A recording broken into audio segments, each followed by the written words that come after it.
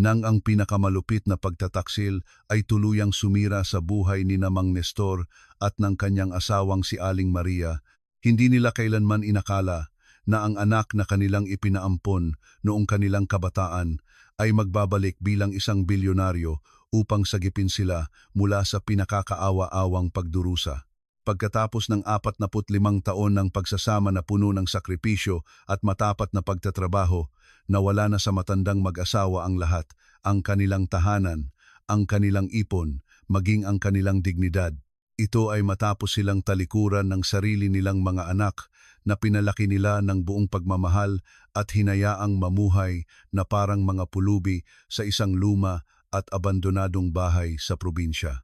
Ngunit inihanda ng tadhana ang isa sa pinakamadamdaming pagkikita sa kanilang buhay sa sandaling hindi nila ito inaasahan. Ang kuwentong inyong mapapakinggan ay magpapaiyak sa inyo dahil pinatutunayan nito na ang tunay na pag-ibig ng magulang ay lumalampas sa panahon, distansya at lahat ng pagsubok sa buhay.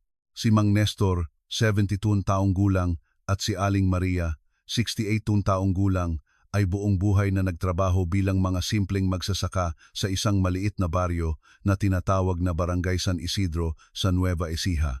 Pinalaki nila ang 5 anak ayon sa mga aral ng simbahang Katoliko at isinakripisyo ang lahat upang maibigay sa kanila ang edukasyon at mga pagkakataong hindi nila kailanman naranasan. I-comment sa ibaba kung taga saang lungsod kayo nakikinig sa kuwentong ito. Pindutin ang like button at ang subscribe button bago ipagpatuloy ang kwento. Ngunit may isang bagay na hindi kailanman ikinuwento ang mag-asawa sa kanilang 5 anak bago sila ikasal.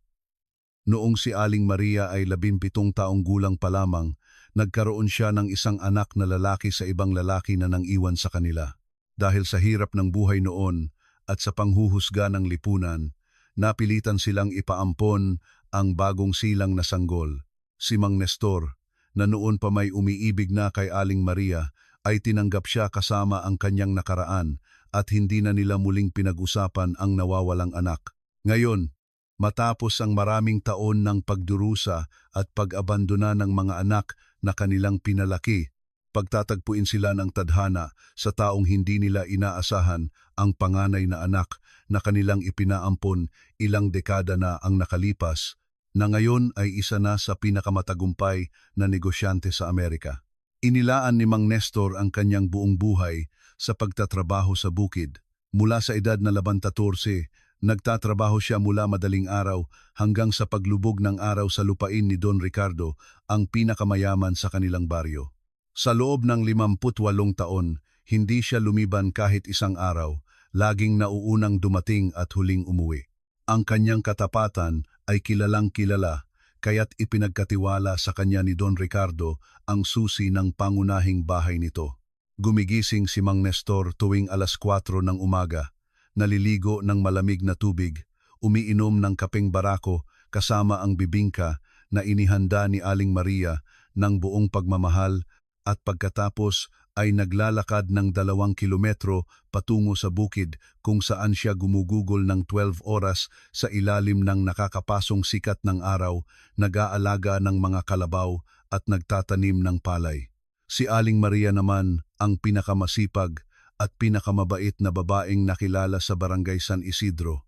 Gumigising siya ng 3:00 ng madaling araw para gumawa ng sariwang puto na itinitinda niya sa bawat bahay bago pa man sumikat ang araw.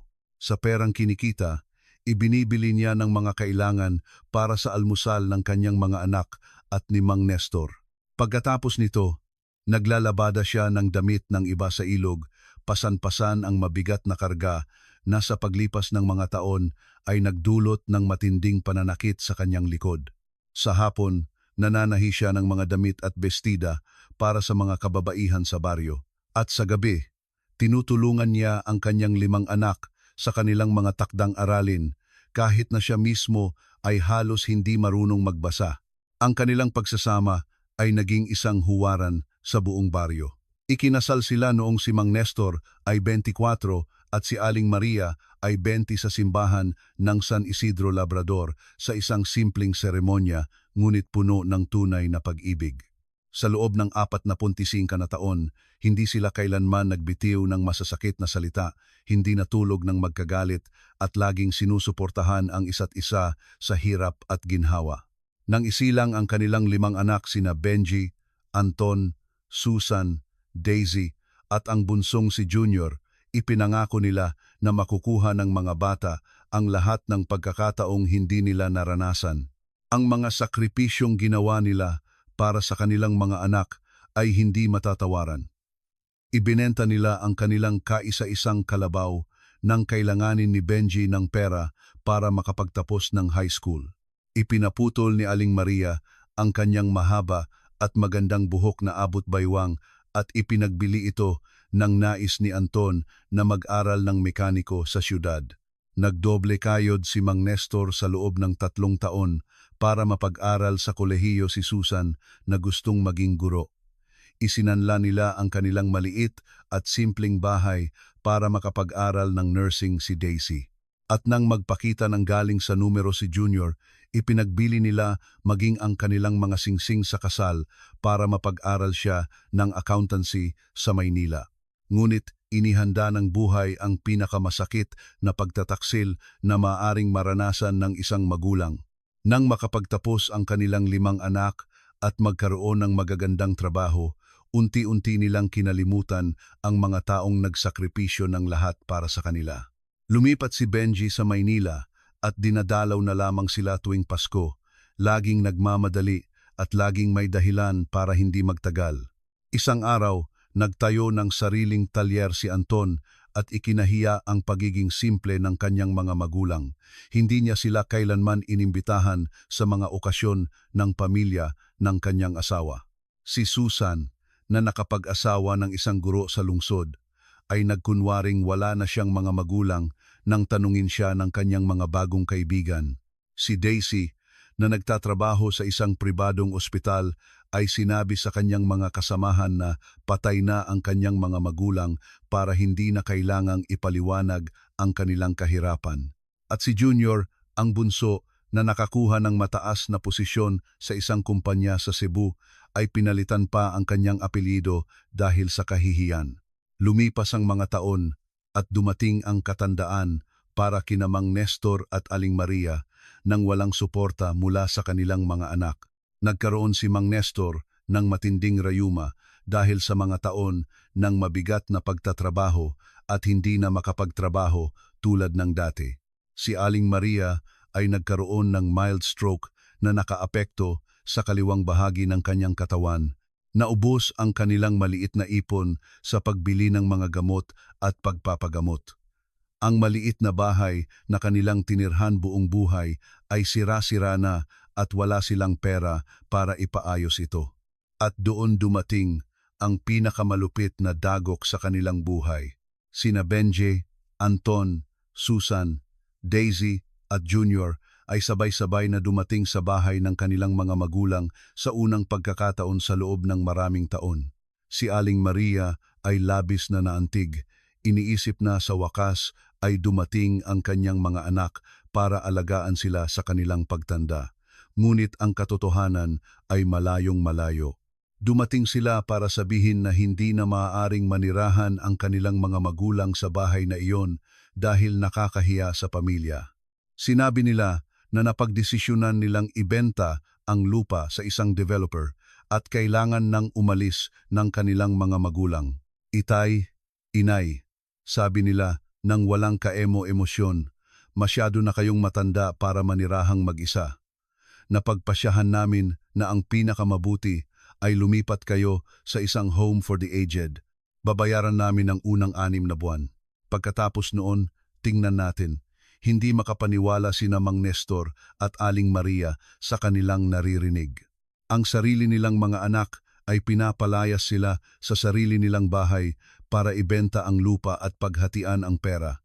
Pero mga anak, pagmamakaawa ni Aling Maria habang umiiyak. Ito ang ating tahanan. Dito kayo isinilang. Dito namin kayo pinalaki ng buong pagmamahal. Huwag na kayong magdrama. Walang galang na sagot ni Susan. Ang totoo, may halaga ang bahay na ito at kailangan namin ng pera para sa aming mga sariling anak. Nabuhay na kayo. Ngayon, kami naman ang mabubuhay. Naging mas matindi ang pagtatalo.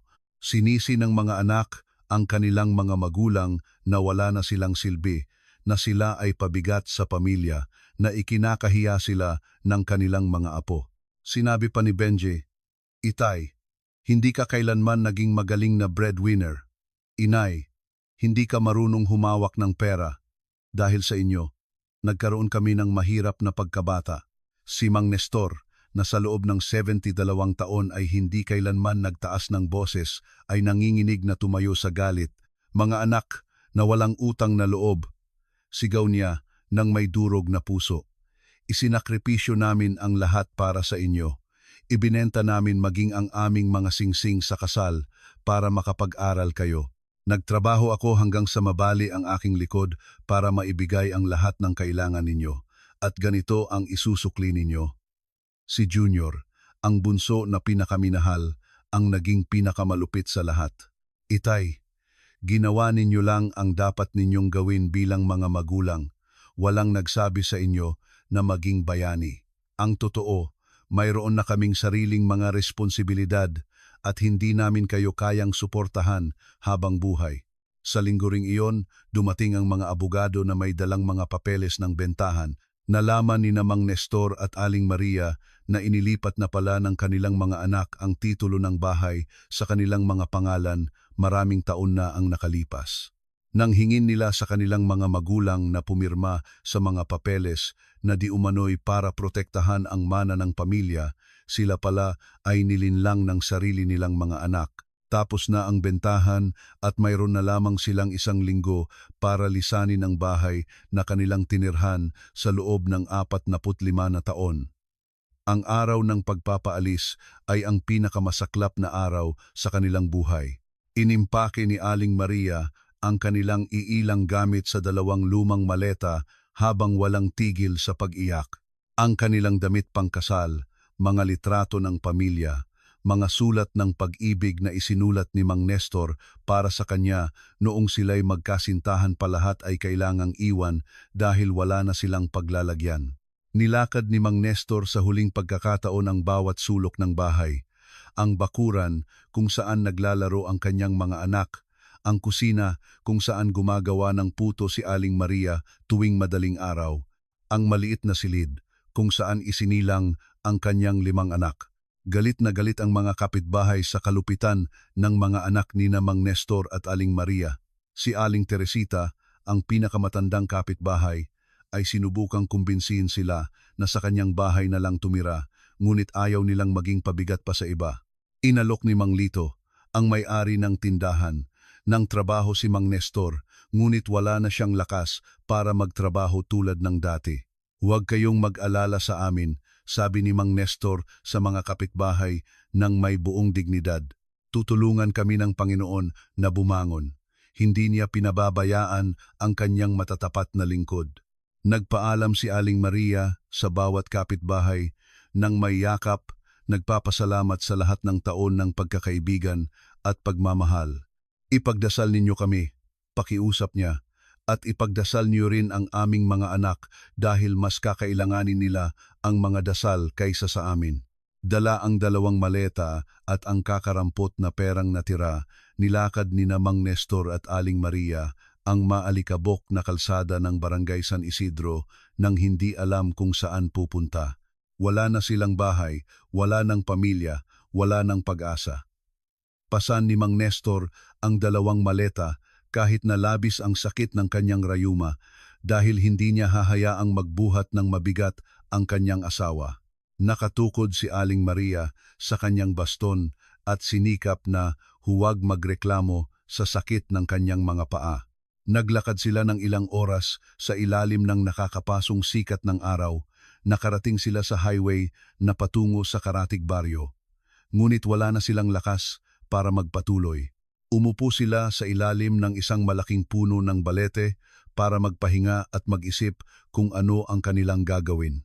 "Nestor," sabi ni Aling Maria, Siguro mas mabuting bumalik na lang tayo at tanggapin ang alok ng mga bata na sa home for the aged.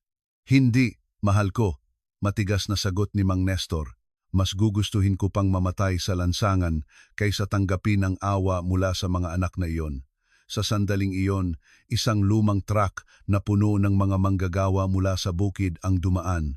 Ang driver, si Mang Cardo, isang 60 taong gulang na may mabuting puso, ay nakita ang matandang mag-asawa na nakaupo sa ilalim ng puno kasama ang kanilang mga maleta at huminto. Tay, Nay, kailangan niyo po ba ng sakay? Magalang niyang tanong. Maikling ipinaliwanag ni Mang Nestor ang kanilang sitwasyon nang hindi na nagbigay ng mga nakakahiyang detalye. Labis na naantig si Mang Cardo. Ganito po, sabi niya. May alam akong isang lugar kung saan kayo maaaring pansamantalang manatili. Hindi maganda ang lugar, pero may bubong at pader. Medyo malayo, pero mas mabuti na kaysa matulog sa labas. Dinala sila ni Mang Cardo sa isang baku-bakong daan na puno ng lubak at malalaking bato. Pagkalipas ng mga 30 minuto, nakarating sila sa isang lugar na tila kinalimutan na ng mundo. Isang luma at abandonadong istasyon ng tren na hindi na ginagamit sa loob ng ilang dekada. Ang mga riles ay kinalawang na at natabunan ng mga ligaw na damo. Ang opisina ng station master ay halos gumuho na, ngunit mayroon pa ring bubong at 3 pader na nakatayo.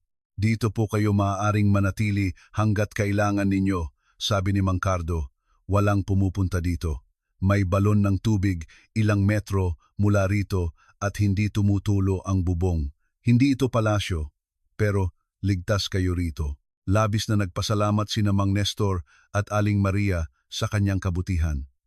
Ito ang unang tunay na gawa ng kabutihan na kanilang natanggap matapos ang pagtataksil ng kanilang mga anak. Ang unang gabi sa abandonadong istasyon ay ang pinakamalungkot at pinakamahabang gabi sa kanilang 45 taon ng pagsasama. Natulog silang magkayakap sa sementadong sahig, gamit ang kanilang iilang damit bilang kutson at kumot. Tahimik na umiiyak si Aling Maria.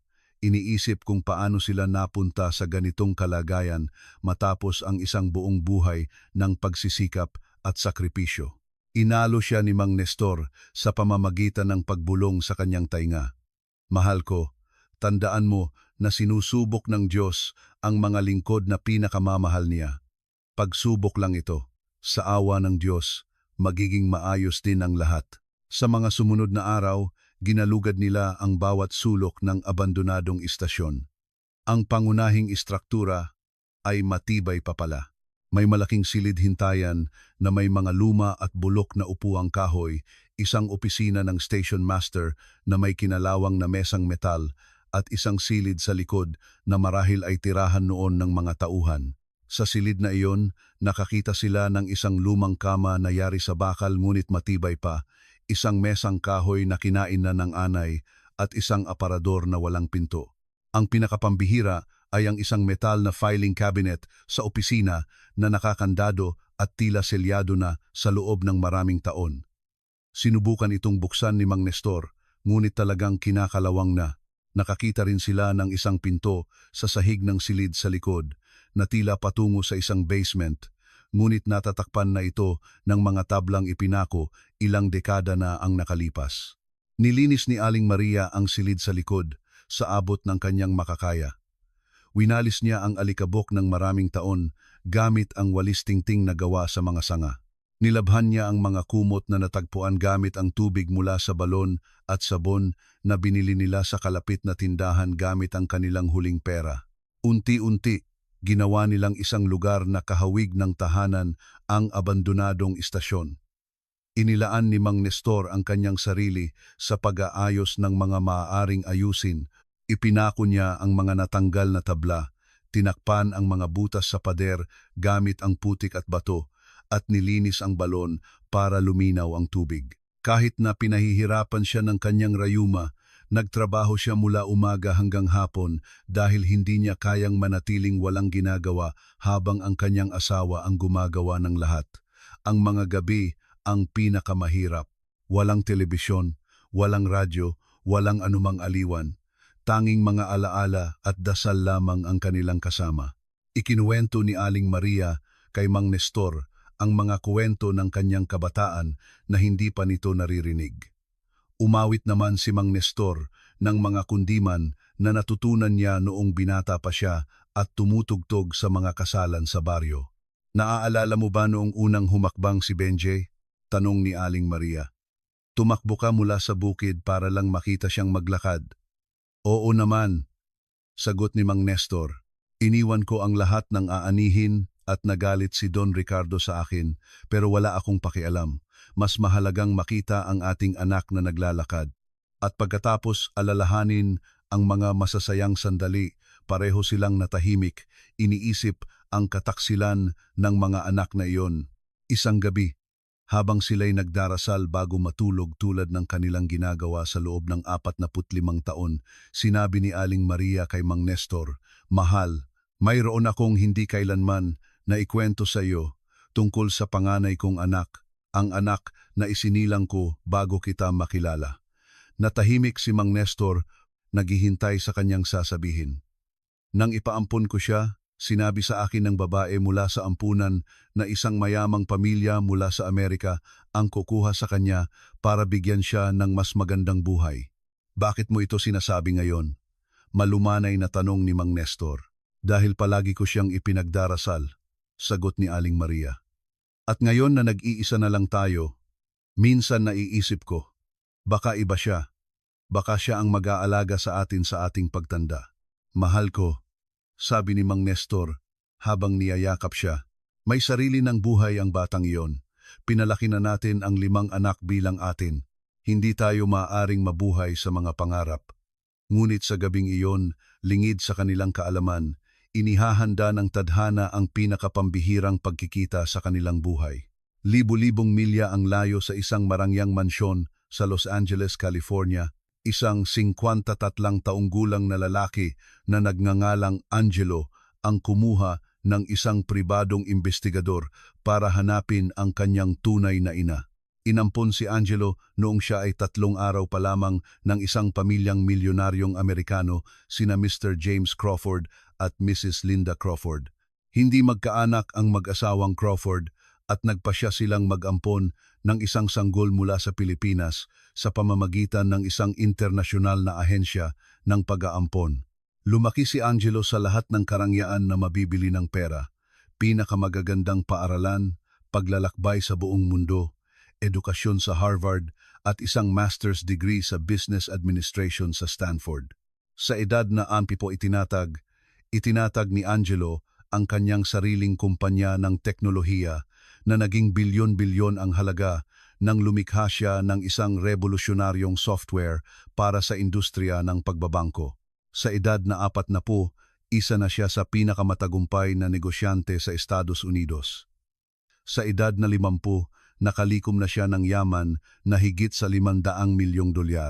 Ngunit sa kabila ng lahat ng tagumpay na iyon, palagi siyang nakakaramdam ng malaking kakulangan sa kanyang puso. Namatay sina Mr. at Mrs. Crawford sa isang aksidente sa sasakyan. 2 taon na ang nakalipas at naiwan si Angelo na nag-iisa sa mundo. Wala siyang kapatid, walang asawa, walang anak. Ang tanging kasama niya sa buhay ay ang kanyang trabaho at ang kanyang napakalaking yaman. Doon niya napagpasyahan na kailangan niyang hanapin ang kanyang tunay na pamilya bago maging huli ang lahat. Ang pribadong investigador na kanyang kinuha, si Robert Mackenzie, ay isa sa pinakamagagaling sa larangang iyon. Nagkakahalaga ito ng higit sa $100,000 para kay Angelo, ngunit nagawa niyang matunton ang lahat ng dokumento ng pag-aampon. Nakasulat sa orihinal na sertipiko na ang kanyang tunay na ina ay nagngangalang Maria Santos at naninirahan siya sa probinsya ng Nueva Ecija, Pilipinas. Mr. Crawford, sabi ni Mr. Mackenzie sa telepono ng gabing iyon, mayroon akong partikular na impormasyon tungkol sa iyong ina. Ikinasal siya sa isang lalaking nagngangalang Nestor noong 1978 at nanirahan sila sa isang baryo na tinatawag na San Isidro. Nagkaroon sila ng 5 anak matapos kang ipaampon. Kumabog ng malakas ang dibdib ni Angelo Pagkatapos ng isang buong buhay na pagtatanong kung sino ang kanyang ina, sa wakas ay mayroon na siyang sagot. Buhay pa ba sila? Nanginginig niyang tanong. Oo, buhay pa sila, sagot ni Mr. Mackenzie. Ngunit kailangan kong balaan ka na ang kanilang kasalukuyang kalagayan ay napakakaawa-awa. Batay sa aking investigasyon, pinalayas sila sa kanilang bahay, ilang linggo na ang nakalipas ng kanilang sariling mga anak at ngayon ay namumuhay silang parang mga palaboy. Hindi makapaniwala si Angelo sa kanyang narinig. Buhay pa ang kanyang mga tunay na magulang, ngunit nabubuhay sila sa kahirapan habang siya ay naliligo sa milyon-milyong dolyar. Ihanda mo agad ang aking pribadong jet, utos niya sa kanyang personal na katulong. Pupunta ako sa Pilipinas ngayon din. Kinaumagahan, lumipad si Angelo mula Los Angeles patungong Maynila gamit ang kanyang pribadong jet. Doon, umarkila siya ng isang helicopter para mas mabilis na makarating sa barangay San Isidro. Sa buong biyahe, hindi niya mapigilang isipin kung paano mangyayari ang kanilang pagkikita. Makikilala kaya nila siya? Tatanggapin kaya nila siya? Paano niya ipapaliwanag na siya ang anak na kanilang ipinaampon 53 taon na ang nakalipas? Pagdating sa barangay San Isidro, ang una niyang ginawa ay magtanong tungkol kina Mang Nestor at Aling Maria sa pangunahing tindahan sa baryo. Si Mang Lito, ang may-ari, ay labis na nalungkot nang marinig ang mga pangalan. Naku sir, sabi niya, kawawa naman ang mag-asawang iyon. Sila ang pinakamabait at pinakamasipag na tao dito sa baryo, pero pinalaya sila ng sarili nilang mga anak para ibenta ang kanilang lupa. Alam niyo po ba kung nasaan sila ngayon? Apurahang tanong ni Angelo. Walang nakakaalam ng eksakto, sagot ni Mang Lito. Pero si Mang Cardo ang naghatid sa kanila paalis ng baryo. Nakatira siya sa bukid sa Gawing Hilaga, mga 10 kilometro mula rito. Natagpuan ni Angelo si Mang Cardo na nagtatrabaho sa bukid. Nang ipaliwanag niya na hinahanap niya sina Mang Nestor at Aling Maria, labis na naantig si Mang Cardo. Salamat sa Diyos at may nakaalala pa sa mabubuting taong iyon, sabi niya. Ako ang nagdala sa kanila sa lumang istasyon ng tren dahil wala silang matuluyan. Pero pakiusap, huwag ninyong sabihin kahit kanino kung nasaan sila dahil maraming masasamang tao ang maaaring manakit sa kanila. Mahirap at maalikabok ang daan patungo sa abandonadong istasyon. Minaneho ni Angelo ang isang inarkilang sasakyan at lalong kinabahan sa loob ng 53 taon. Pinangarap niya ang sandaling ito, ngunit ngayong malapit na, hindi niya alam kung ano ang sasabihin o gagawin. Paano kung tanggihan siya ng kanyang mga magulang? Paano kung hindi sila maniwala? Paano kung magalit sila dahil namuhay siya sa karangyaan habang sila ay nagdusa? Nang sa wakas ay makarating siya sa abandonadong istasyon, halos lumabas na ang kanyang puso sa kanyang dibdib.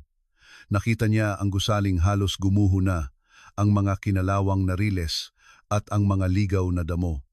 Imposibleng paniwalaan na may taong naninirahan sa ganitong lugar. Dahan-dahan siyang naglakad patungo sa pangunahing gusali at nakarinig ng mga boses mula sa silid sa likod.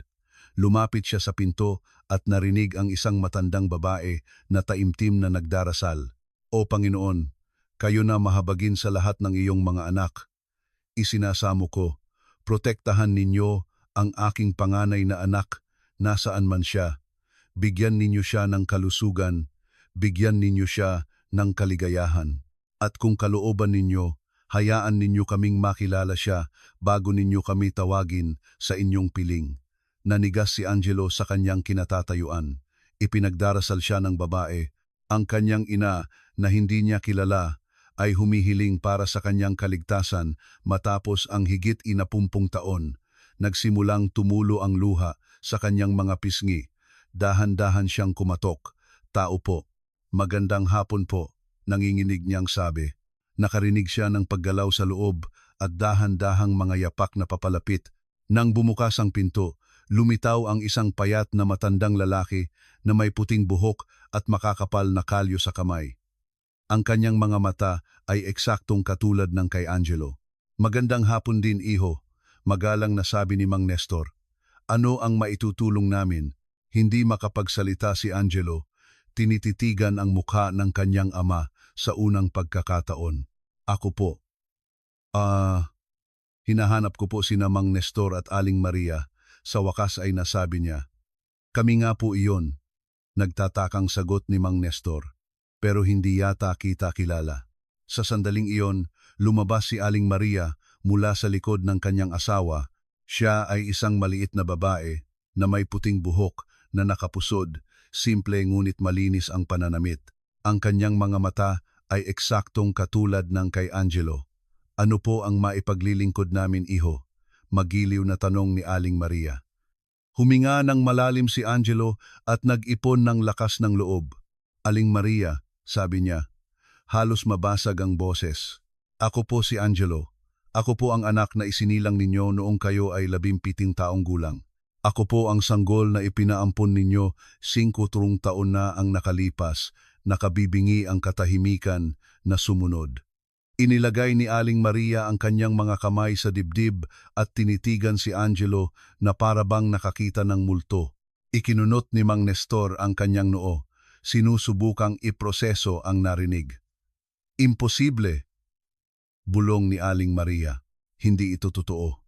Totoo po, inay, sabi ni Angelo, gamit ang salitang iyon sa unang pagkakataon sa kanyang buhay. Ilang taon ko na po kayong hinahanap. Nasa akin po ang lahat ng papeles ng pag-aampon, ang mga petsa, ang mga pangalan. Nagsimulang manginig ng malakas si Aling Maria. Hindi na siya kayang suportahan ng kanyang mga binti at kinailangan niyang kumapit kay Mang Nestor para hindi matumba. Anak ko, sabi niya ng pautal-utal. Ikaw nga ba iyan? Ikaw nga ba ang panganay kong anak? Dahan-dahang lumapit si Angelo at inilabas ang isang luma at naninilaw na litrato mula sa kanyang pitaka. Naalala niyo po ba ang litratong ito? Kinuha ni Aling Maria ang litrato nang nanginginig ang mga kamay. Ito ang kaisa-isang litrato na itinago niya mula noong siya ay nagdadalang tao. Ang parehong litrato na ibinigay niya sa ampunan para malaman ng kanyang anak kung ano ang hitsura ng kanyang ina noong kabataan nito.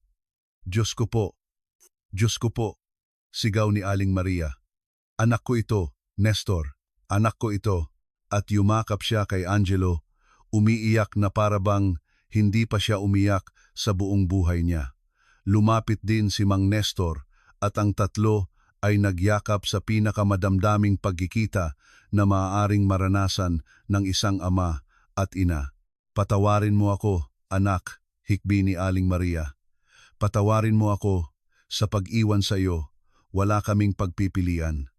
Napakahirap namin, napakabata. Akala ko iyon ang pinakamabuti para sa iyo. Hindi niyo po kailangang humingi ng tawad, sagot ni Angelo na umiiyak din. Binigyan niyo ako ng pagkakataon para magkaroon ng mas magandang buhay. Dahil sa sakripisyo ninyo, nakapag-aral ako, lumaki at naging kung sino ako ngayon. Nag-usap sila ng ilang oras, nakaupo sa lumang kama sa abandonadong istasyon. Ikinuwento ni Angelo ang kanyang pagkabata sa Amerika, ang kanyang mga yumaong adoptive parents, ang kanyang matagumpay na kumpanya, at ang lahat ng yaman na kanyang naipon. Ikinuwento naman ni Mang Nestor at Aling Maria ang tungkol sa kanilang 5 anak, ang buhay ng pagsisikap at sakripisyo, at ang kamakailang pagtataksil na nag-alis sa kanila ng tahanan. Hindi ako makapaniwala na ginawa iyan sa inyo ng mga kapatid ko, galit na sabi ni Angelo, pagkatapos ng lahat ng isinakripisyo ninyo para sa kanila. Huwag mo silang husgahan ng husto, anak, sagot ni Aling Maria. Mga kapatid mo rin sila, baka balang araw maintindihan din nila ang kanilang ginawa. Pagsapit ng gabi, hindi na umalis si Angelo. Natulog siya sa sementadong sahig kasama ang kanyang mga magulang, yakap sila na parang isang batang hindi niya naramdaman noon. Isa siyang bilyonaryo, may mga mansyon sa 3 bansa, ngunit ang gabing iyon sa abandonadong istasyon ay ang pinakamasayang gabi sa buong buhay niya. Kinaumagahan, sinabi ni Angelo sa kanyang mga magulang, Itay, inay, hindi na kayo mananatili rito kahit isang araw pa. Aalagaan ko kayo, tulad ng pag-aalaga na sana ay ginawa ninyo sa akin kung nanatili ako sa inyo. Naku, anak, sagot ni Aling Maria, masyado na kaming matanda para maging pabigat sa iyo. Hindi kayo kailanman magiging pabigat sa akin, matigas na sagot ni Angelo. Kayo ang pinakamalaking biyaya na ibinigay ng Diyos sa akin. Pakiusap, hayaan ninyo akong bumawi sa lahat ng nawalang taon. Kinaumagahan, 3 mamahaling sasakyan ang dumating sa abandonadong istasyon. Tumawag si Angelo at inayos ang lahat para ilipat ang kanyang mga magulang. Ngunit bago sila umalis, may kakaibang nangyari. Naakit si Aling Maria sa kinalawang na filing cabinet na hindi nila kailanman nabuksan. Anak, sabi niya kay Angelo, matutulungan mo ba akong buksan ito? Palagi kong gustong malaman kung ano ang laman nito. Si Angelo ay isang malakas na lalaki at nagawang pilitin ang kinalawang na kandado. Nang buksan niya ang mga drawer, nakakita sila ng 12-dosenang lumang dokumento mula sa panahon na gumagana pa ang istasyon. Ngunit sa gitna ng lahat ng papel, may isang naninilaw na sobre na may lumang sulat kamay na nakasulat para kay Maria Santos. Kung sakaling bumalik siya isang araw para hanapin ang kanyang mga pinagmulan. Nagkatinginan ang tatlo sa pagkamangha. Paanong magkakaroon ng sobre na may pangalan ni Aling Maria sa lugar na ito? Maingat nilang binuksan ang sobre at natagpuan ang isang sulat na isinulat gamit ang asul na tinta na kumukupas na. Ang sulat ay nagsasabi, "Minamahal kong apo, Maria. Kung binabasa mo ito, ibig sabihin ay dinala ka ng Diyos pabalik sa lugar na ito. Ako ang iyong Lolo Jose na nagtrabaho bilang station master dito sa loob ng 40 taon. Nang umalis ang iyong ama sa baryo at nawalan kami ng ugnayan sa iyo, nagpasya akong itago rito ang lahat ng iyong mana." Nagpatuloy ang sulat. Sa basement ng istasyong ito, nakatago ang lahat ng ginto na dinala ng iyong ninuno mula sa mga minahan ng Palawan. Narito rin ang mga titulo ng 3 malalawak na lupain na pag-aari ng ating pamilya at hindi kailanman inangkin ng sinuman. Lahat ng iyon ay sa iyo, mahal kong apo. Masyado na akong matanda para pakinabangan ito, ngunit karapatan mong mabuhay nang may dignidad na nararapat sa iyo. Hindi makapaniwala si Angelo sa kanyang narinig. Hindi lamang niya natagpuan ang kanyang mga magulang, kundi mayroon pang mana na naghihintay sa kanila. Kailangan nating buksan agad ang basement, sabi niya nang may pananabik. Sabay-sabay nilang inangat ang mga tabla na nakatakip sa pinto sa sahig. Nang bumaba si Angelo na may dalang flashlight, natagpuan niya ang isang basement na selyado na sa loob ng maraming dekada. Sa gitna nito ay isang napakatandang baul na gawa sa kahoy, ngunit maayos pa rin. Nang buksan niya ito, nasinaga ng flashlight ang daan-daang piraso ng ginto, mga antigong alahas at isang tumpok ng mga legal na dokumento na nakabalot sa telang may wax. "Diyos ko po!" sigaw ni Angelo mula sa ibaba. "May kayamanan dito." Dahan-dahang bumaba sina Aling Maria at Mang Nestor. Nang makita nila ang laman ng baul, hindi sila makapaniwala. Ang mga ginto ay mula pa sa panahon ng mga Espanyol. Ang mga alahas ay mga kuwintas, hikaw at pulseras na may mga totoong mamahaling bato. Ngunit ang pinakamahalaga ay ang mga titulo ng lupa. 3 parsela ng lupa na higit sa 1,000 hektarya, bawat isa sa Nueva Ecija at Batangas, na hindi kailanman na ibenta o inangkin. "Inay," sabi ni Angelo kay Aling Maria, "hindi kayo isang mahirap at abandonadong matanda. Isa kayong napakayamang babae na karapat-dapat mabuhay na parang reyna." "Hindi ako makapaniwala rito," sagot ni Aling Maria habang hinihipo ang mga ginto. "Para itong panaginip. Buong buhay kaming mahirap at mayroon palang ganitong mana na naghihintay sa amin." Inilabas nila ang lahat ng kayamanan mula sa basement at inilagay sa mga sasakyan ni Angelo. Isang antique expert na tinawagan ni Angelo ang nagsabi na ang kabuang halaga ng mana ay humigit kumulang 250 milyong piso. Idagdag pa ang yaman ni Angelo, ang kanilang pamilya ay naging isa sa pinakamayaman sa buong gitnang Luzon. Ngunit hindi doon natapos ang mga sorpresa. Nang paalis na sila sa abandonadong istasyon, dumating ang 5 mamahaling sasakyan. Bumaba mula rito sina Benji, Anton, Susan, Daisy at Junior, ang 5 taksil na anak ni Mang Nestor at Aling Maria. Itay, inay, sigaw ni Benji na nagkukunwaring nag-aalala. Kanina pa namin kayo hinahanap. Nabalitaan naming dito kayo nakatira. Nandito kami para iuwi na kayo, sabi ni Susan na may pekeng ngiti. Napag-isipan na namin at nalaman naming nagkamali kami. Lumapit si Anton sa mga sasakyan at nakita ang mga baul at maleta. Ano ang lahat ng ito? Nagtataka niyang tanong. Sino ang lalaking ito? Tanong ni Daisy habang tinuturo si Angelo.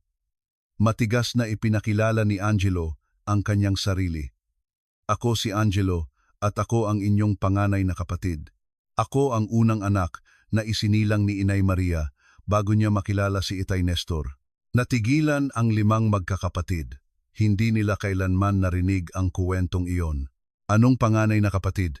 Naguguluhang tanong ni Junior. Ipinaliwanag ni Aling Maria ang buong kuwento tungkol sa kanyang pagbubuntis, ang pag-aampon, at ang katatapos lang na pagkikita.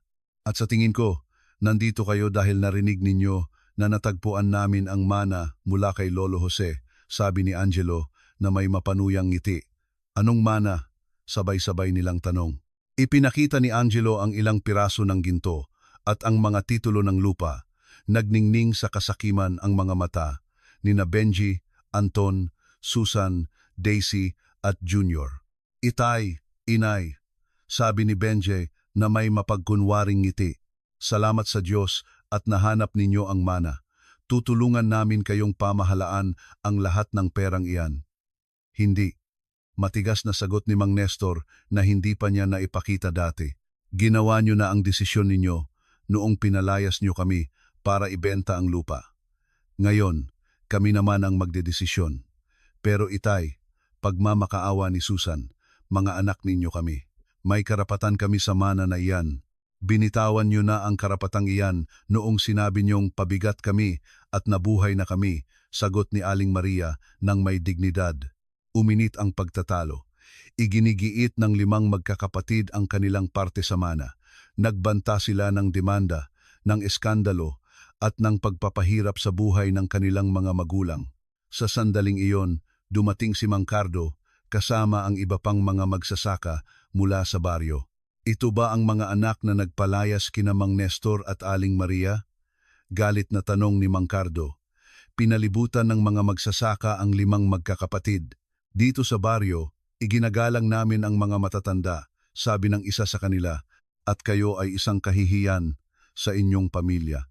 Kung hindi kayo aalis ngayon, banta ni Mang Cardo, sasabihin namin sa buong mundo kung ano kayo. Mamarkahan kayo habang buhay bilang mga anak na taksil. Nalaman ni na Benji, Anton, Susan, Daisy at Junior na wala silang moral na karapatan. Bukod dito, kumuha na si Angelo ng pinakamagagaling na abogado sa Pilipinas para protektahan ang kanyang mga magulang. Hindi ito matatapos dito, banta ni Anton habang pasakay sa kanyang kotse. Ipaglalaban namin ang mana na iyan. Sige lang, sagot ni Angelo. Naghihintay na ang mga abogado ko sa inyo. Nang makaalis na ang 5 taksil, niyakap ni Angelo ang kanyang mga magulang at sinabi, mula ngayon, mabubuhay kayo tulad ng nararapat sa inyo. Magkakaroon kayo ng pinakamagandang bahay, pagkain, doktor, at lahat ng pagmamahal na maibibigay ko. Ang paglipat sa bagong buhay ay parang isang fairy tale. Bumili si Angelo ng pinakamagandang bahay sa Tagaytay para maging komportable ang kanyang mga magulang, ngunit malapit pa rin sa kanilang mga ugat. Ito ay isang marangyang bahay na may malawak na hardin, fountain at tinsilid tulugan. Kumuha siya ng pinakamagagaling na nurse para alagaan ang kalusugan ni Mang Nestor at Aling Maria.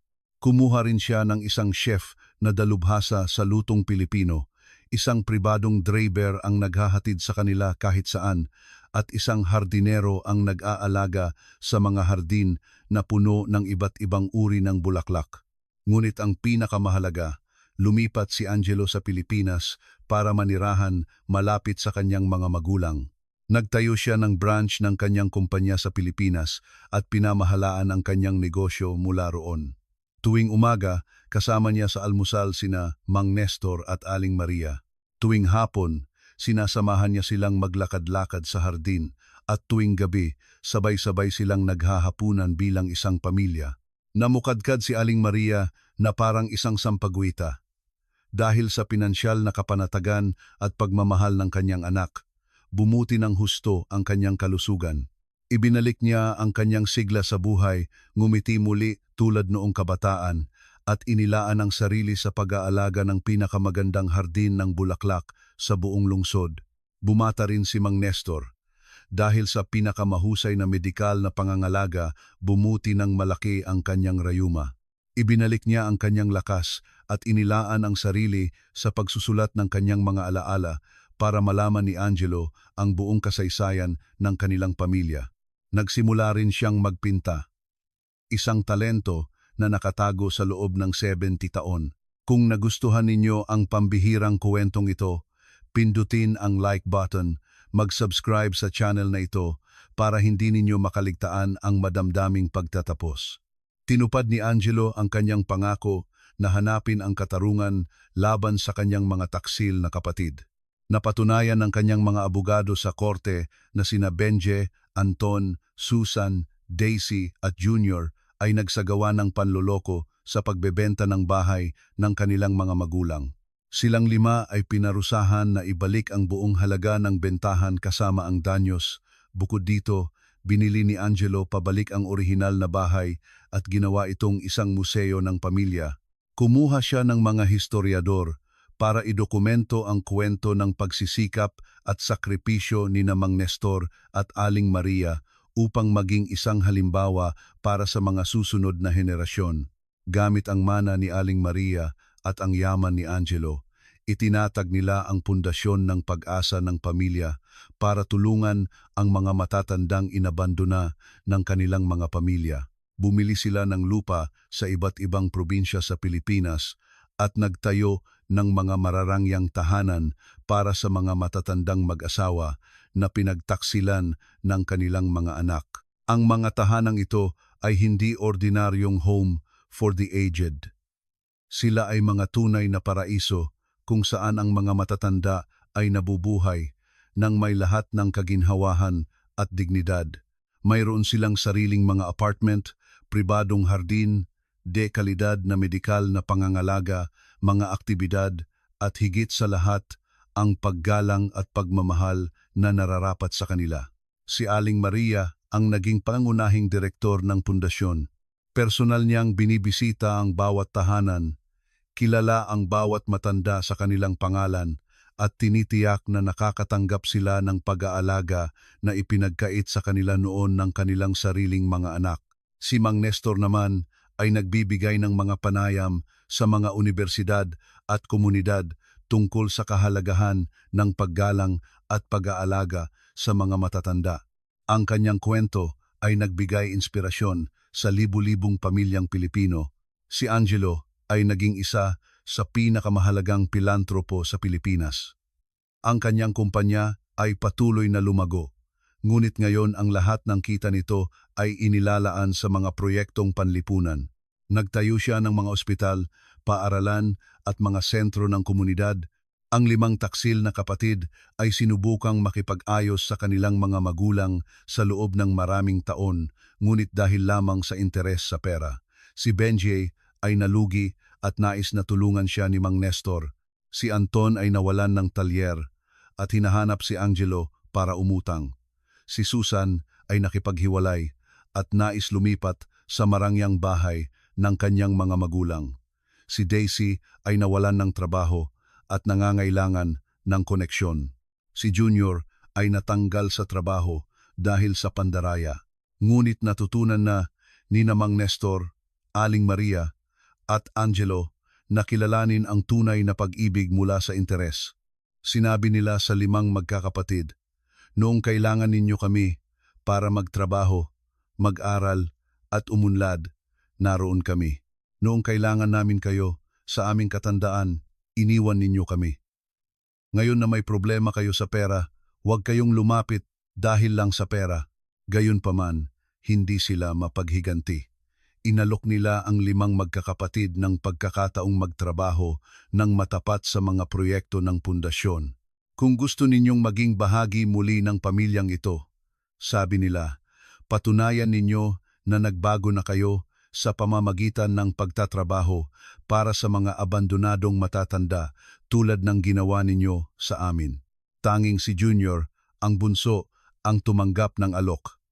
Nagsimula siyang magtrabaho bilang isang voluntaryo, naglilinis ng sahig at tumutulong sa kusina.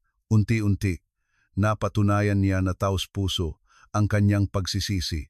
Matapos ang 2 taon, pinatawad siya ng buo ng kanyang mga magulang at tinanggap muli bilang anak. Tinanggihan ni na Benji, Anton, Susan at Dewi ang alok dahil itinuring nilang mababang uri ang pagtatrabaho sa mga matatanda. Mas pinili nilang maghanap ng madaling paraan para kumita ng pera. Iginagalang ng pamilya ang kanilang desisyon, ngunit isinara na rin ang pinto para sa kanila. Sa sumunod na 3 taon, naranasan ni Mang Nestor, Aling Maria at Angelo ang pinakamasasayang sandali sa kanilang buhay.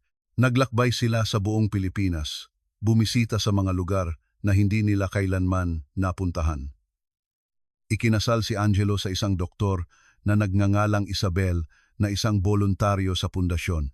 Ito ay isang magandang kasal sa hardin ng kanilang marangyang bahay. Dinala ni Mang Nestor ang kanyang anak sa altar at umiyak si Aling Maria sa tuwa. 1 taon pagkatapos, isinilang ang kanilang unang apo, si Gabriel. Si Aling Maria ang naging pinakamapagmahal na lola sa mundo. Si Mang Nestor naman ay nagkukuwento sa kanyang apo at tinuturuan ng mga kundiman sa 2 taon.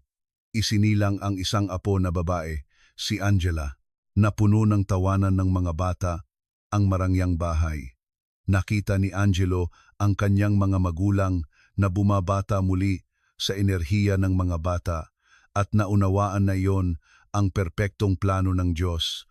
Nang si Mang Nestor ay 75 taong gulang at si Aling Maria ay 71, nagdaos sila ng pinakamalaking pagdiriwang ng pasasalamat na nakita sa Tagaytay. Inimbitahan nila ang lahat ng mga matatanda mula sa mga tahanan ng pundasyon, lahat ng empleyado, lahat ng mabubuting tao na kanilang nakilala. Ito ay isang pagdiriwang ng buhay, pag-ibig, pagpapatawad at tunay na pamilya. Sa panahon ng pagdiriwang, kinuha ni Mang Nestor ang mikropono at sinabi, "Nais kong pasalamatan ang Panginoon sa pagpapadala ng pinakamabibigat na pagsubok sa aking buhay. Dahil sa mga pagsubok na iyon, nakilala ko ang pinakapambihirang anak na maaaring magkaroon ang isang ama. Hindi lamang kami sinagip ni Angelo mula sa kahirapan. Ibinalik niya ang aming pag-asa at tinuruan kami na kayang lagpasan ng tunay na pag-ibig ang lahat ng hadlang." Nagsalita rin si Aling Maria, 54 taon na ang nakalipas, "Kinailangan kong ipaampon ang aking panganay na anak dahil akala ko ay magbibigay iyon sa kanya ng mas magandang buhay. Ngayon, alam ko na tama ang naging desisyon ko dahil ang sakripisyong iyon ay nagdala sa ating lahat ng pinakamalaking biyaya sa ating buhay. Ang aking anak na si Angelo ay hindi lamang matagumpay sa negosyo, ngunit siya ay isang mabuting tao na iginagalang ang kanyang pamilya at tumutulong sa kapwa."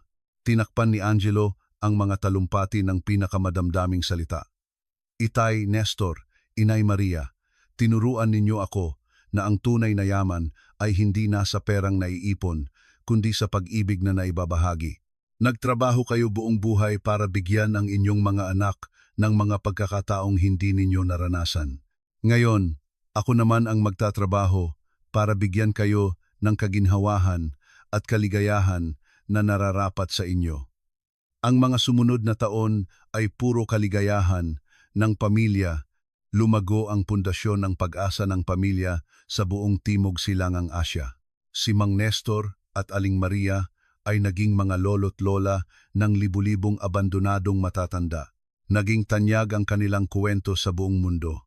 Sumulat sila ng isang aklat na naging international bestseller na pinamagatang Walang Pinipiling Edad, Ang Pag-ibig, ang kuwento ng mag-asawang nawalan ng lahat at natagpuan ito muli ng higit pa. Ang kita mula sa aklat ay inilaan sa pagpapalawak ng pundasyon. Si Junior ay naging operations director ng lahat ng tahanan para sa matatanda. Ang kanyang pagbabago ay napaka-perpekto. Naging isang kinikilalang pintor si Mang Nestor. Ang kanyang mga pinta ay naglalarawan ng buhay ng mga magsasakang Pilipino at lahat ng kita ay idinonate sa pundasyon.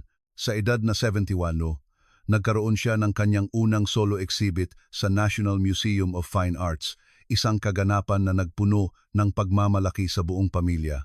Sumulat si Aling Maria ng isang aklat ng mga tradisyonal na resipe ng lutong Pilipino na naging paboritong regalo ng mga pamilyang Pilipino. Ang marangyang bahay ay naging sentro ng pinakamasayang pagtitipon ng pamilya. Tuwing Biyernes, nagtitipon sina Mang Nestor, Aling Maria, Angelo, Isabel, ang kanilang dalawang apo. Si Junior kasama ang kanyang bagong asawang si Elena at lahat ng mga pinagkakatiwalaang empleyado na naging bahagi na ng malaking pamilya. Isang hapon ng Biyernes, habang ang buong pamilya ay nagtitipon sa hardin, isang hindi inaasahang bisita ang dumating. Ito ay si Mang Cardo, ang lalaking tumulong kina Mang Nestor at Aling Maria noong sila ay nangangailangan, na nagdala sa kanila sa abandonadong istasyon na nagpabago ng kanilang tadhana.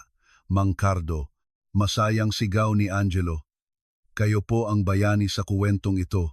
Kung hindi ninyo tinulungan ang aking mga magulang, hindi ko sila kailanman matatagpuan. Si Mang Cardo, na 75 taong gulang na, ay nabigla sa mainit na pagtanggap. Ginawa ko lang po ang dapat gawin ng isang Kristiyano, sagot niya ng may kababaang loob. Ang tulungan ang isang mag-asawang matanda na walang matuluyan. Hindi, Mang Cardo, sabi ni Aling Maria habang niyayakap siya. Kayo po ang anghel na ipinadala ng Diyos para sagipin kami sa pinakamahirap na sandali ng aming buhay. Inimbitahan ni Angelo si Mang Cardo na manirahan sa marangyang bahay bilang bahagi ng pamilya, ngunit mas pinili niyang manatili sa kanyang simpleng bukid. Gayunpaman, tinanggap niya ang alok ng pundasyon na magtayo ng bagong bahay para sa kanya at bigyan siya ng panghabambuhay na pensyon bilang pagkilala sa kanyang kabutihan. 5 taon matapos ang pagkikita, nang si Mang Nestor ay 77 taong gulang at si Aling Maria ay 73, natanggap nila ang pinakamasayang balita mula nang isilang ang kanilang mga apo. Magkakaroon ng pangatlong anak sina Angelo at Isabel, at sa pagkakataong ito, kambal. Magkakaroon tayo ng 4 na apo. Tuwang-tuwang sigaw ni Aling Maria, 2 sanggol ng sabay-sabay. Isinilang na malusog ang kambal. Isang lalaki na pinangalanang Juanco bilang parangal kay Mang Cardo at isang babae na pinangalanang Maria bilang parangal kay Aling Teresita, ang kapitbahay na sumubok tumulong sa kanila. Sa 4 na apo, ang marangyang bahay ay naging pinakamasayang lugar sa buong Calabarzon. Gumigising si Aling Maria tuwing umaga na nagpapasalamat sa Diyos dahil pinayagan siyang mabuhay ng matagal para makilala ang napakaraming apo. Si Mang Nestor ay umuupo sa hardin kasama ang 4 na bata sa kanyang kandungan, nagkukuwento ng mga kuwento mula sa kanyang kabataan. Nakita ni Angelo ang kanyang mga magulang na bumabata araw-araw sa enerhiya ng mga apo at naunawaan na iyon ang tunay na yaman ng buhay. Hindi mahalaga ang milyon-milyong dolyar, mga matagumpay na kumpanya o mga ari-arian. Ang tunay na mahalaga ay ang pagkakaroon ng pamilyang nagmamahal sa iyo, kalusugan para matamasa ito, at pagkakataong gumawa ng mabuti sa kapwa. Sa mga taon ng kasaganahan ng pamilya, sina Benji, Anton, Susan at Daisy ay patuloy na namuhay sa mga problema sa pera at pamilya. Ang kanilang mga sariling anak ay natuto sa kanilang halimbawa at trinato rin sila ng may paghamak at pagpapabaya. Si Benji ay nag-iisa na lamang sa isang inuupahang kuwarto, walang pera para sa gamot at hindi dinadalaw ng kanyang mga anak. Nawalan ng bahay si Anton dahil sa utang at kinailangang tumira sa isa sa kanyang mga anak na trinato siyang parang pabigat. Nagkasakit ng malubha si Susan at walang isa sa kanyang 3 anak ang nag-alaga sa kanya. Ginugol niya ang kanyang mga huling taon sa isang pampublikong home for the aged. Naging ulyanin si Daisy at ipinasok siya ng kanyang mga anak sa isang mental hospital kung saan siya namatay na nag-iisa at nakalimutan. Si Junior, sa kabilang banda, ay nakapagtayo ng isang magandang pamilya kasama si Elena at 2 anak na labis na nagmamahal sa kanilang mga lolo't lola. Sila ay naging perpektong halimbawa ng kung ano ang maaaring makamit ng isang tao kapag natuto siya sa kanyang mga pagkakamali. Ang pundasyon ng pag-asa ng pamilya ay lumago at naging pinakamahalagang organisasyon para sa mga matatanda sa Timog Silangang Asya. Libu-libong abandonadong matatanda ang natagpuan sa mga tahanan nito ang dignidad at pag-ibig na ipinagkait sa kanila. Regular na binibisita ni Mang Nestor at Aling Maria ang lahat ng tahanan, hindi bilang mga pinuno, kundi bilang mga mapagmahal na lolo't lola sa lahat ng residente. Isang umaga, habang ang hardin ay puno ng mga bulaklak at ang 4 na apo ay naglalaro, sinabi ni Aling Maria kay Mang Nestor, "Mahal, napapansin mo ba na tayo ang pinakamaswerteng mga tao sa mundo?" "Oo naman," sagot ni Mang Nestor. "Nawalan tayo ng lahat ng material na bagay, ngunit natagpuan natin ang pinakamahalaga, ang tunay na pag-ibig ng isang anak na hinanap tayo sa loob ng 53 taon. Alam mo ba kung ano ang nakakaantig sa akin?" Sabi ni Aling Maria, "Na hindi tayo natagpuan ng ating Angelo noong tayo ay mayaman at matagumpay. Natagpuan niya tayo noong nasa pinakamababang punto tayo ng ating buhay, parang mga pulubi, at minahal pa rin niya tayo nang walang kondisyon. Ganyan ang tunay na pag-ibig," sabi ni Mang Nestor. "Hindi ito nakadepende sa kung ano ang mayroon ka, kundi sa kung sino ka sa loob ng iyong puso." Nang gabing iyon, matapos matulog ang lahat, naiwang mag-isa sina Mang Nestor at Aling Maria sa hardin, nakatingin sa mga bituin, tulad ng kanilang ginagawa sa loob ng 50 taon. "Naaalala mo ba noong nakatira tayo sa abandonadong istasyon?" tanong ni Aling Maria. "Oo naman," sagot ni Mang Nestor. "Iyon ang pinakamahirap ngunit pinakamahalagang mga araw sa ating buhay. Kung hindi tayo napunta doon, hindi natin kailanman matatagpuan ang mana ng iyong lolo at hindi kailanman darating si Angelo. May pinakamagandang plano ang Diyos," sabi ni Aling Maria. "Kinailangan niyang hayaan na pagtaksilan tayo ng ating ibang mga anak para matagpuan natin ang anak na tunay na nangangailangan sa atin at tunay na nagmamahal sa atin. At hindi lang iyon," dagdag ni Mang Nestor, "kinailangan niya tayong dalhin sa pinakamababang punto para maunawaan natin ang pagdurusa ng ibang mga abandonadong matatanda at likhain ang pundasyon na ngayon ay tumutulong sa libu-libong tao. Alam mo kung ano ang pinakamasaya sa akin?" Sabi ni Aling Maria, "Na ang ating mga apo ay lalaki na nakikita ang halimbawa ng isang pamilyang nagkakaisa, mga magulang na nagmamahalan, mga lolo't lola na nagmamahal sa kanila. Hindi nila kailanman mararanasan ang pag-abandona at pagtataksil na ating naranasan." "Tama ka," sabi ni Mang Nestor. "Pinalalaki ni na Angelo at Isabel ang mga bata sa tamang mga pagpapahalaga. Sila ay magiging mabubuting lalaki at babae na igagalang ang kanilang pamilya at tutulong sa kapwa." Isang hapon, 6 na taon matapos ang pagkikita, nagpasya si Aling Maria na gusto niyang bumalik sa abandonadong istasyon. Dinala ng buong pamilya ang kanilang mga mamahaling sasakyan, kasama ang 4 na apo, si Junior at Elena at si Mang Cardo. Pagdating nila, nakita nilang na-restore na ang buong lugar bilang isang historical monument ng pamilya. Ipinakumpuni ni Angelo ang istasyon at ang mga riles ay kumikinang muli.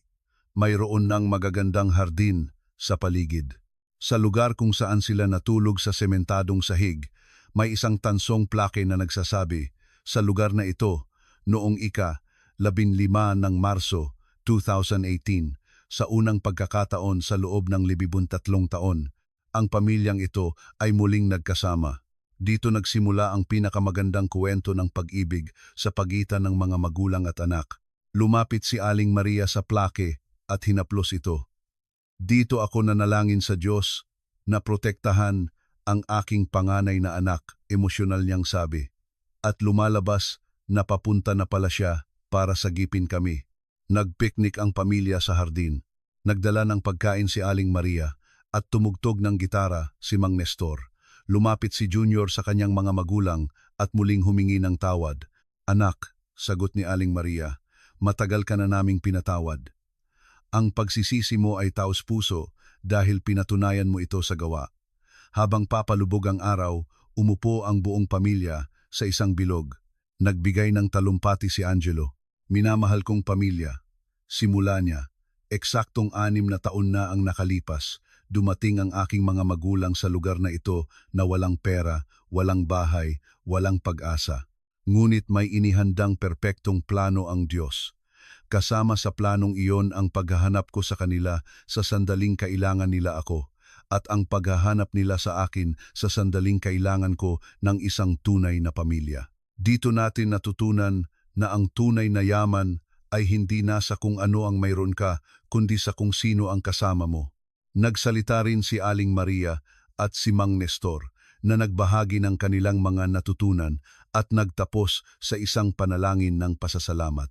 Ang mga sumunod na taon ay puro kaligayahan at kasaganahan. Umabot si Mang Nestor sa edad na 86 at si Aling Maria sa 82, kapwa malusog at aktibo pa rin sa kanilang pamilya at sa pundasyon. Isang hapon, sa kanilang tradisyonal na hapunan, tumayo si Mang Nestor para sa kanyang huling talumpati. Minamahal kong pamilya, simula niya. Noong bata ako, akala ko ang yaman ay pagkakaroon ng bahay at pera. Noong tumanda ako, akala ko ito ay ang mapag-aral ang mga anak. Ngayong matanda na ako, naintindihan ko na. Ang tunay na yaman ay ang pagkakaroon ng pamilyang nagmamahal sa iyo nang walang kondisyon. Pinasalamatan niya si Angelo, si Isabel, si Junior, si Elena at ang kanyang mga apo. Kayo ang magpapatuloy ng kuwento ng pag-ibig na ito, sabi niya sa mga bata. Hinihiling ko sa inyo na laging tandaan na ang pamilya ang pinakamahalaga sa buhay. Igalang at alagaan ninyo ang inyong mga magulang. Tumayo ang buong pamilya at pinalakpakan siya. Niyakap ni Aling Maria ang kanyang asawa. Mahal, bulong niya. Binuod mo sa ilang salita ang karunungan ng isang buong buhay. Kung naantig ang iyong puso sa kwentong ito, pindutin ang like button, mag-subscribe sa channel na ito at i-activate ang notification bell. I-comment sa ibaba kung aling bahagi ang pinakanakaantig sa iyo at panoorin ang iba pang mga video para sa mas marami pang madamdaming kwento. Pagpalain ka nawa ng poong may kapal.